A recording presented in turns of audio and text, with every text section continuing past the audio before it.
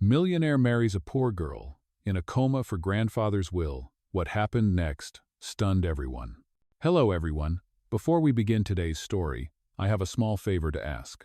Please hit subscribe and turn on the notification bell so you never miss our channel's new videos. It is quick, free, and the best way to support us in bringing you more dramatic stories. Your support means the world to us. Where are you watching from? Drop your city or country in the comments below. Thank you very much. Now, let us return to our main character. The rain was coming down in steady sheets over downtown Houston. The courthouse lights glowed against the gray sky as Alexander Grant stood at the window, his reflection a blur of sharp features and sleepless eyes. At 32 years old, he was one of the youngest millionaires in the city, the heir to the Grant family empire. Yet at that moment, the power meant nothing. His grandfather's final will had forced him into a decision that felt colder than the storm outside. He turned as his lawyer, Dr. Samuel Green, placed a set of documents on the polished oak table.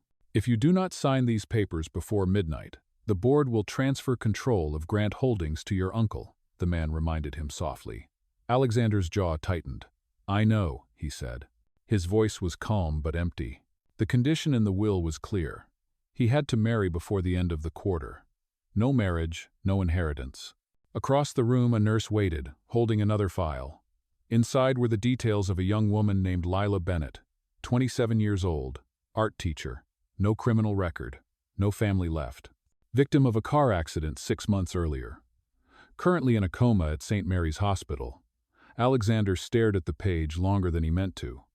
She has no one? He asked quietly. The nurse shook her head. No one has visited her in months. A thunderclap rattled the glass. The lawyer spoke again. It is a formality, Alexander. A legal marriage. We will handle everything with discretion. The hospital has already approved the arrangement. All you need is your signature. For a long moment, Alexander said nothing. He hated everything about it, the deception, the idea of tying his name to a woman who could not even open her eyes to agree. Yet when he thought of his grandfather, of the empire built from nothing, of the thousands of employees who depended on him, hesitation felt like betrayal. Slowly, he reached for the pen. His hand trembled once, then steadied. He signed. 2 hours later, under the flicker of hospital lights, Alexander stood beside the bed of the woman who was now, by law, his wife. The machines beeped in steady rhythm, keeping time with the storm beyond the windows. Her face was pale, delicate, framed by soft chestnut hair. There was something heartbreakingly peaceful about her stillness. The priest's voice was low but clear. Do you, Alexander Grant, take this woman to be your lawfully wedded wife? I do, Alexander answered, his words sounding like an echo in an empty hall. And do you, Lila Bennett, take this man to be your lawfully wedded husband? The nurse pressed a gentle hand on Lila's arm, symbolic consent for a silent bride. The priest nodded.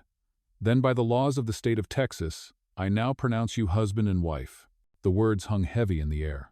Alexander slipped a simple gold band onto her motionless hand. For a moment, he thought he saw her fingers twitch, a faint movement so small he almost dismissed it as imagination. He looked up at the heart monitor. The line spiked once, then returned to normal. She is still fighting, the nurse murmured, half to herself. Alexander's eyes stayed on the screen. He did not know why his chest ached, why that tiny flicker mattered. It was supposed to be business, nothing more than a signature and a promise to a ghost. But something inside him whispered that this would not stay just a contract. Outside, the storm began to fade, leaving behind a sky cracked open by lightning and possibility. In that sterile hospital room, a story that began with a paper marriage was about to awaken into something neither of them could have imagined. The morning after the quiet hospital wedding, the rain had stopped, but the air in Houston still smelled of thunder and antiseptic. Alexander Grant sat in his car outside St. Mary's Hospital, staring at the gold band on his hand. It caught the light in a way that mocked him. A ring without meaning. A marriage without love. Yet legally, it had saved everything. His phone buzzed. On the screen was a message from his uncle, Richard Grant. Congratulations, nephew. Grandfather would be proud. Alexander could almost hear the smirk behind the words. He deleted the message without replying and started the car. At the Grant Holdings headquarters, the boardroom was already filled with directors waiting for him. They rose when he entered, the polished table reflecting his sharp navy suit and the exhaustion etched beneath his eyes. "Gentlemen," he said evenly, "the succession process is complete. The company remains in family hands." Applause followed, but it sounded hollow to him. He kept his expression composed while his thoughts drifted back to the still figure in that hospital bed. Later that night, Alexander returned to the penthouse he once loved. The skyline glittered through the floor to ceiling windows, yet everything felt smaller. On the counter lay the file about Lila Bennett, the woman who was now his wife. He opened it again, scanning the lines he had memorized. Art teacher. Community volunteer. Loved painting with children. He tried to picture her alive, smiling, but the image would not come. He closed the file, restless. Days passed. Each morning he received reports from the hospital's stable condition. No improvement. Still, he found himself driving there after work. Sitting beside her for 10 minutes, sometimes an hour, just watching the rhythm of the monitor. He never spoke at first. Then, one evening, he surprised himself by whispering, "You should be awake to see how absurd this is." The nurse on duty, a kind woman named Maya, smiled faintly as she adjusted the IV line. "It helps them, you know, talking, even if they cannot answer." Alexander nodded, unsure why he felt compelled to listen. The next evening he came again. He told her about the rain that refused to stop, about the city traffic, about the company his grandfather built. His voice grew steadier with each visit. One night, as he sat by her bed reading the newspaper, a small photo caught his eye. A news piece about the accident that had left her like this. It mentioned a child, a student she had pushed out of the way before the collision. The child had survived without a scratch. Alexander stared at the article for a long moment. "You were brave," he murmured. "You did not deserve this." The next morning, his assistant, Claire, entered his office with concern. "You have been leaving early every day. Is everything all right?" "I am fine," he said, though his tone lacked conviction. Claire hesitated. "You know, people talk. They say you married a woman in a coma for the will." He looked up sharply. "People can say whatever they want. It was necessary." "Was it?" she asked softly. "Because it sounds like something you regret." That evening he found himself back in that sterile room again. The sunlight fading through the blinds painted gold lines across Lila's pale face. He reached out, brushing a strand of hair away from her forehead. "If you ever wake up," he said quietly, "I will tell you everything. I promise." He left the hospital late. The city lights flickered on as he drove through downtown. For the first time in months, he passed the art supply store near his old campus. In the window was a painting of a sunrise, signed L. Bennett. He parked and walked inside. The owner recognized the name immediately. "She used to teach art to kids here every weekend," the woman said fondly. "She believed color could fix anything broken." Alexander bought the painting and brought it home. He placed it by the window where the morning light would hit it first. Something about the brushstrokes felt alive, hopeful, full of warmth he could not explain. At dawn, a call from the hospital broke the silence. Dr. Harris's voice was firm but calm.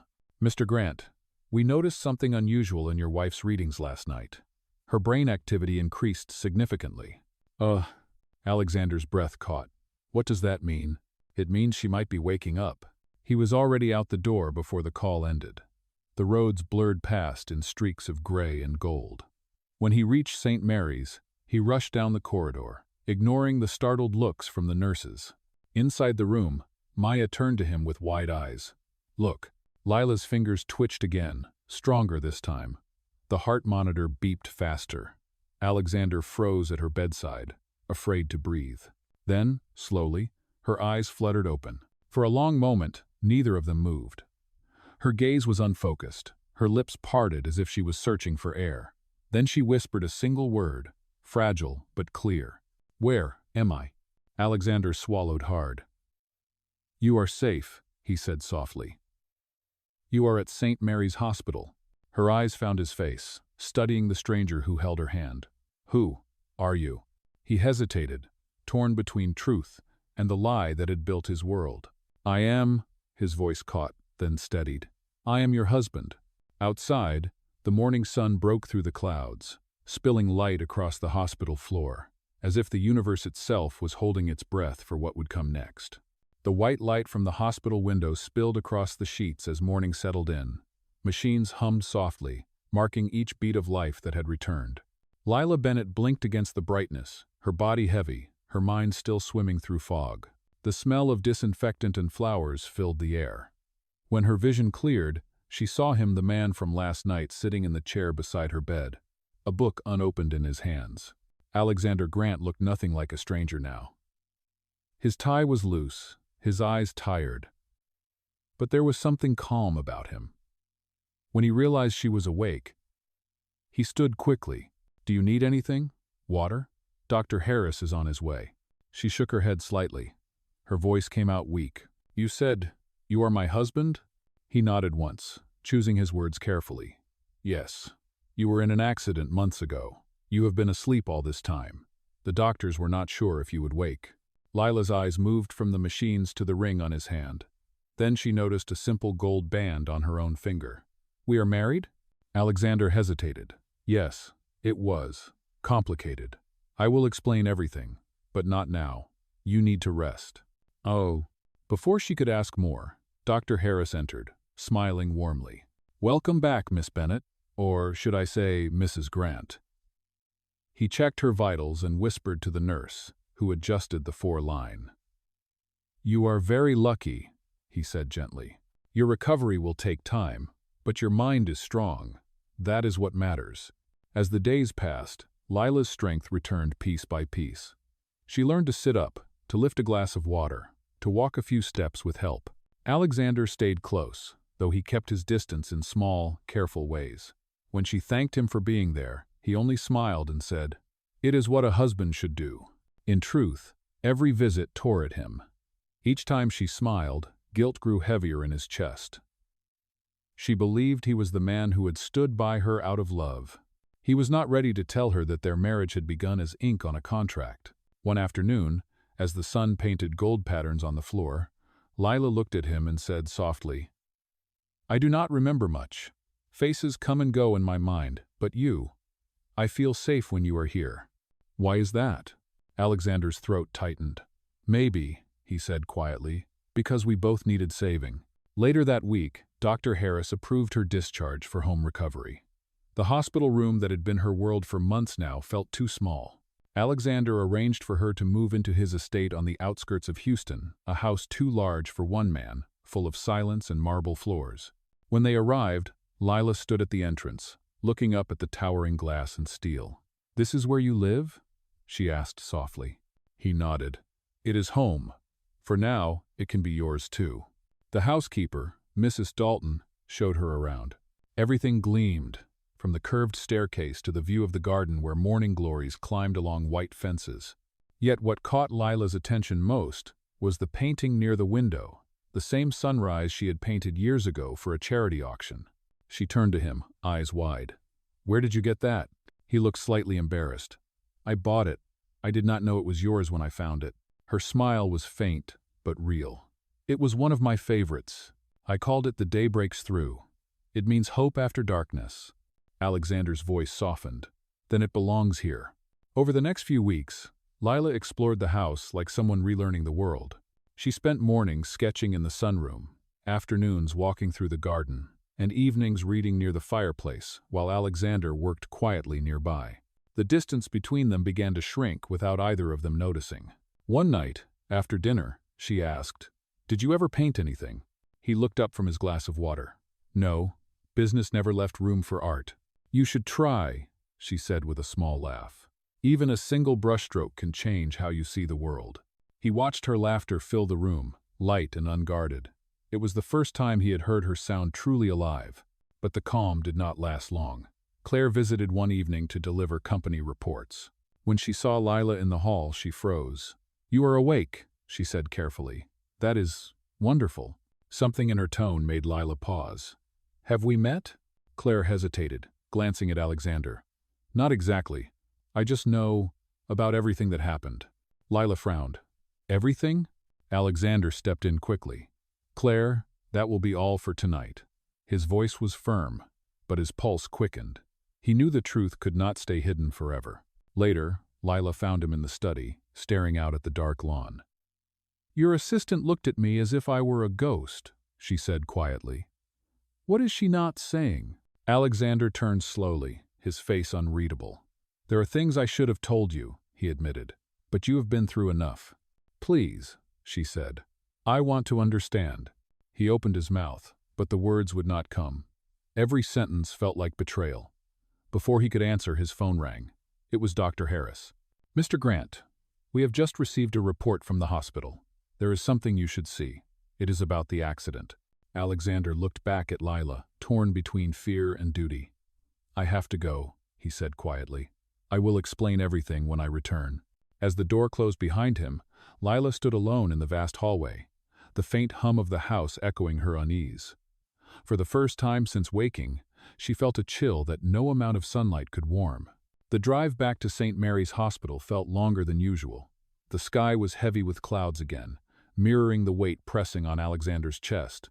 When he arrived, Dr. Harris met him outside his office, holding a thick envelope. "There was something overlooked in the original investigation," the doctor said gravely. "Your wife's accident was not as simple as it appeared." Alexander frowned. "What do you mean?" Dr. Harris laid out several images of the wrecked car, the crushed guardrail, and the broken brake line. "The police concluded it was mechanical failure, but our consultant found deliberate tampering. Someone cut the brake hose. It was an attempted murder." For a moment, Alexander could not speak. Who would do that to her? She was an art teacher. The doctor hesitated. "We do not know, but it seems whoever caused that accident wanted her gone quietly. The file was buried under your uncle's foundation paperwork. That cannot be coincidence." Alexander's hands clenched into fists. "Richard," he muttered, realization burning through him. The will, the marriage condition, the timing, it all fit together too neatly.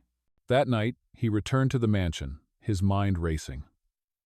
Lila was in the sitting room, sketching under the warm glow of the chandelier. She looked up when he entered.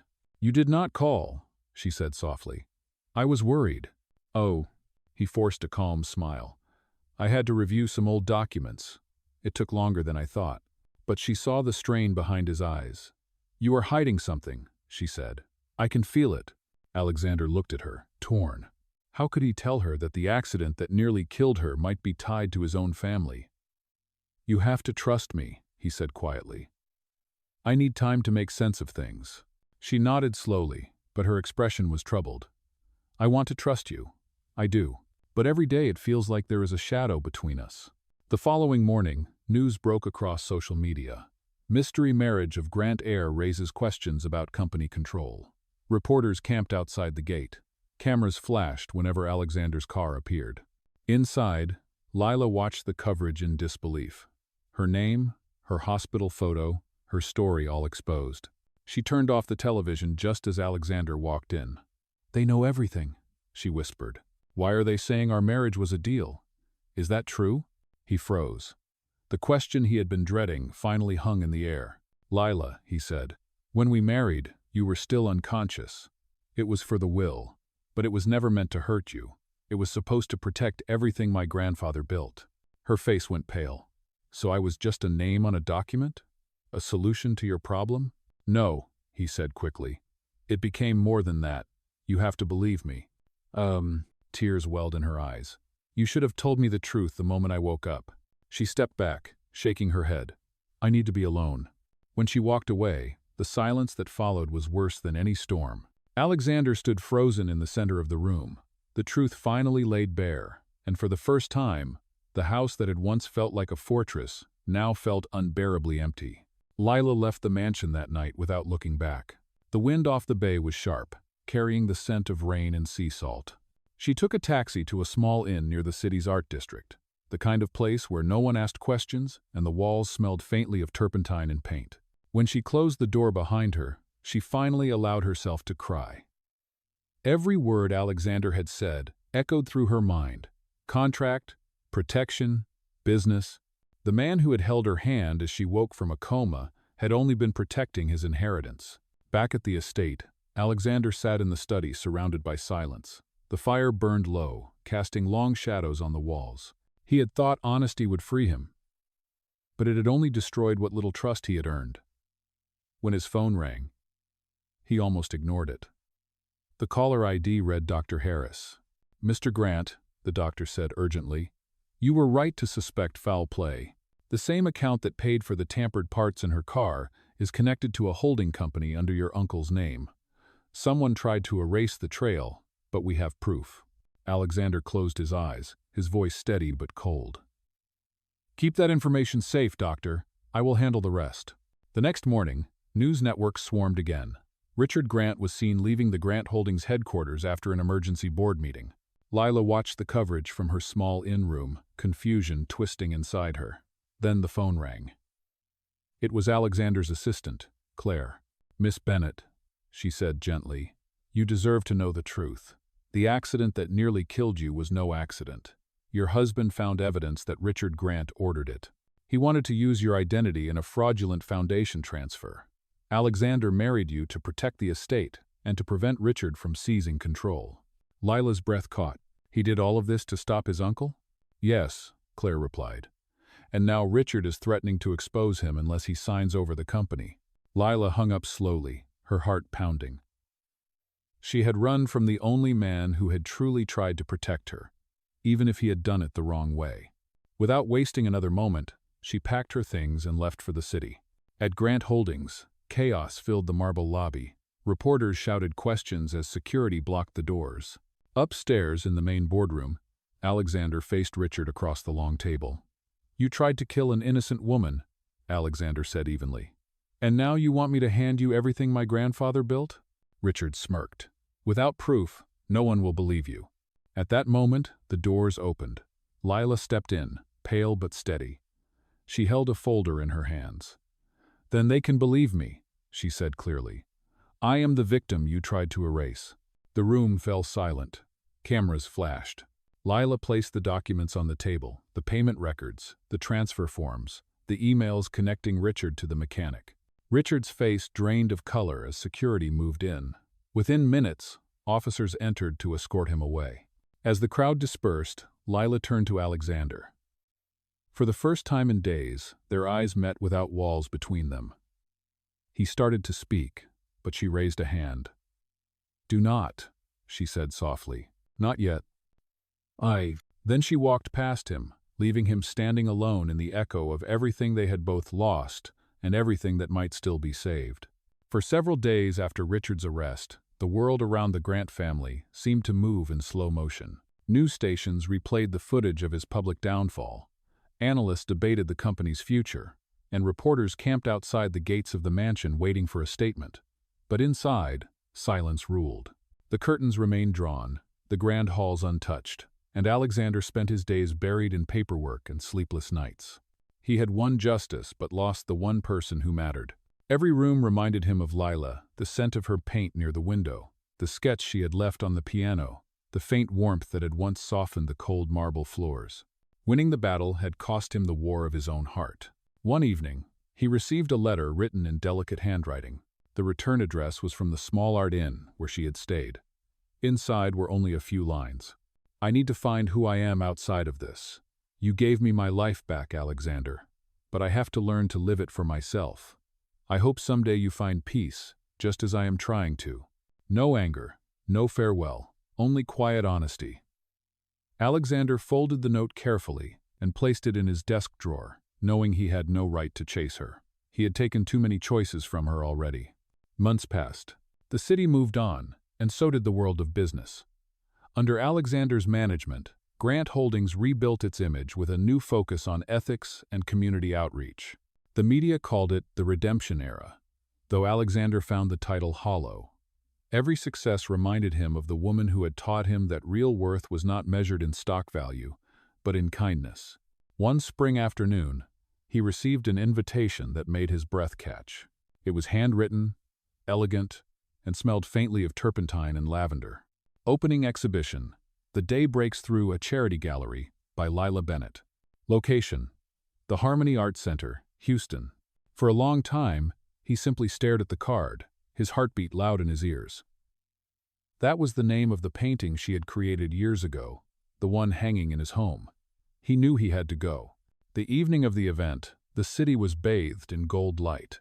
The gallery was small but full of warmth, candles flickering in glass jars, soft music floating through the air. Paintings lined the walls, each one a reflection of recovery, light, and second chances. Lila stood near the entrance, greeting guests. She looked different, stronger, radiant, with a quiet confidence that seemed to fill the room. When she saw him, her smile faltered, then softened. "Alexander," she said, her voice calm but unsure. "You came." "I had to," he answered. "It is beautiful, Lila, all of it." She nodded, glancing around the gallery. "These are stories of people who were broken, but refused to stay that way. I guess I wanted to remind myself that even pain can become art." He looked at the painting nearest to them. It showed a single figure standing beneath a storm, holding a golden ring toward the sky. The title beneath it read, "Promise Without Words." "Is that one about us?" he asked quietly. She smiled faintly. "Maybe. It is about learning that love without honesty cannot survive. But it is also about forgiveness." They walked through the gallery together, speaking softly between the music and murmuring crowd. Every now and then their hands brushed, and each time the air seemed to hold its breath. When the night wound down, Lila led him to a corner of the room where a smaller canvas rested beneath a cloth. "This one is not for sale," she said. "It is something I finished just last week." "Oh," she lifted the cloth. The painting showed the hospital window, sunlight breaking through storm clouds, and two figures standing together, one sitting, one reaching out a hand. Alexander's voice was barely a whisper. That day, the scandal surrounding Richard Grant's arrest spread through every news outlet in the city. For a brief moment, Alexander and Lila were free from suspicion. The truth was out, justice was served, and the company was safe. Yet the silence that followed felt heavier than before. Lila had moved back into the guest house on the estate, refusing to sleep in the same wing as Alexander. They spoke only when necessary, their words careful and polite. The distance between them was no longer anger, it was sorrow. One afternoon, she stood in the garden, sketchbook in hand, watching the last leaves of autumn drift across the fountain. When Alexander approached, she did not turn. "The air feels different now," she said softly. "Lighter, maybe, but not inside me." He stopped a few feet away. "You have every reason to hate me," he said quietly. "But I need you to know that everything I did because I was afraid of losing everything my grandfather built. And then I met you, and I realized that what I was truly afraid of was losing you." Lila finally faced him. "You could have told me the truth," she said. "I would have understood. I was raised to believe that honesty can heal almost anything. But lies?" Her voice broke slightly. "Lies make even love feel like a trap." Alexander looked down. "You are right," he said. "I do not deserve forgiveness, but I will spend the rest of my life earning it." The next morning, Lila visited the children's art center she used to teach at before the accident. The building had been closed for months due to lack of funding. The windows were dusty, and the walls were covered in fading murals, painted by her students. She walked through the quiet rooms, running her fingers over the chipped paint. "This was my world," she whispered, "and I left it behind." That evening, when she returned home, she found Alexander in the study, surrounded by boxes of documents and checkbooks. "What are you doing?" she asked. He looked up, his expression determined. "The board agreed to let me step down. I have transferred my shares to a charitable trust. The Grant Foundation will now fund community programs, including your art center." Lila stared at him, stunned. "You are giving up everything?" He nodded. "The company does not need another grant. It needs a purpose. I finally understand what my grandfather meant when he said love is proven by action." Tears filled her eyes. "Why are you doing this?" He smiled faintly. "Because for once, I want to build something real."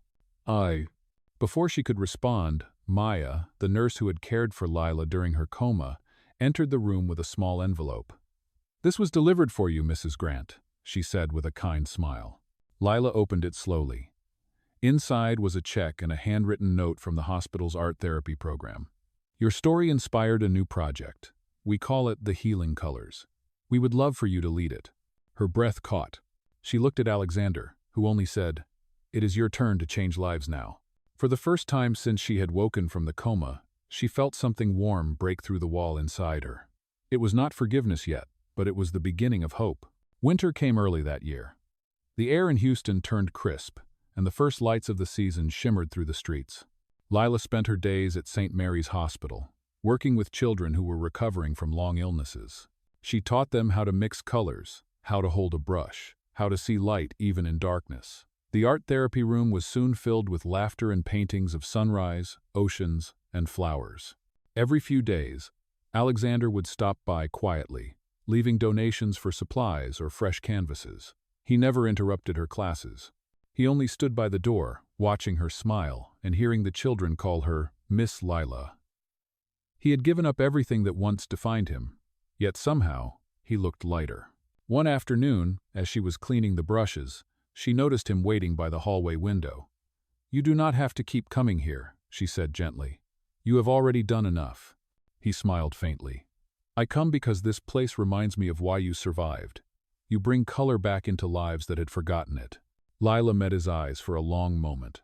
The anger that once burned between them had softened into something quieter understanding. "I never thanked you," she said, "for saving the center, for not giving up on what mattered." "You do not owe me thanks," he replied. "You owe the world your art." That evening, as she walked through the hospital garden, snowflakes began to fall rare for Texas. She looked up at the sky, the cold flakes melting on her lashes. Alexander joined her silently, his coat draped over his arm. Without a word, he placed it around her shoulders. She turned to him, remembering the first time he had held her hand in the hospital room, when everything between them had been a lie. Now, the gesture felt simple and true. "Maybe," she said softly, "this is how love is supposed to begin, not with contracts, but with kindness." Alexander smiled, his breath visible in the cold air. "Then let us start there." For the first time, Lila did not look away. Spring arrived with quiet rain and soft light spilling through the windows of the city's newest art gallery. The walls were filled with color, every painting signed with the same delicate initials, L. Bennett. The exhibition was called Awakening, a collection inspired by recovery, second chances, and the small miracles that follow forgiveness. Guests moved from canvas to canvas, admiring the stories each piece seemed to tell. Near the entrance stood a single painting under a pale spotlight, a sunrise breaking over a storm, dark sea. Beneath it was a small plaque that read, "Dedicated to the man who taught me that love begins when we choose truth." Lila stood nearby, dressed simply in ivory, her smile calm but full of life. She greeted visitors, accepted kind words, and answered questions about her work. Yet her eyes kept drifting to the door as if she were waiting for someone. When Alexander finally arrived, he stood at the threshold for a long moment. He looked different now, no suit, no tie, just a quiet confidence that came from peace rather than power. When their eyes met, the noise of the crowd seemed to fade. He approached slowly, stopping in front of the sunrise painting. "It is beautiful," he said softly. "You found a way to paint what words never could." She smiled. "It was always meant to be about healing, not blame." He nodded, his voice low. "Lila, I have spent months trying to find the right thing to say, but maybe all I can offer is honesty. I fell in love with you in a hospital room before I had the courage to deserve it. I hurt you by pretending, and I cannot erase that. But I will never stop proving that my love is real." The room was quiet except for the sound of rain against the glass. Lila looked at him for a long time, her expression unreadable. Then she reached into her pocket and pulled out a small velvet box. Inside was the same gold ring he had placed on her finger the day she was unconscious. "I kept it," she said. "Not because of what it meant then, but because I hoped one day it could mean something new." Alexander's eyes widened. "Does that mean—" "It means," she interrupted gently, "if you still want to, we can start again. No contracts, no secrets, just us." He took her hands, his voice trembling. "Then this time, let me ask properly." He went down on one knee right there in front of the crowd. Gasps and applause filled the room as he said, "Lila Bennett, will you marry me?" Tears filled her eyes as she whispered, "Yes, The gallery lights shimmered over them like morning sun breaking through clouds. When he slipped the ring back onto her hand, she smiled through her tears. "This time," she said, "I am awake for every word." Outside, the rain finally stopped. The sky opened to a soft, golden glow. And as they stood beneath their painting of a new dawn, Alexander and Lila knew that what had begun as a contract had become something no signature could define, a promise, written only by love itself.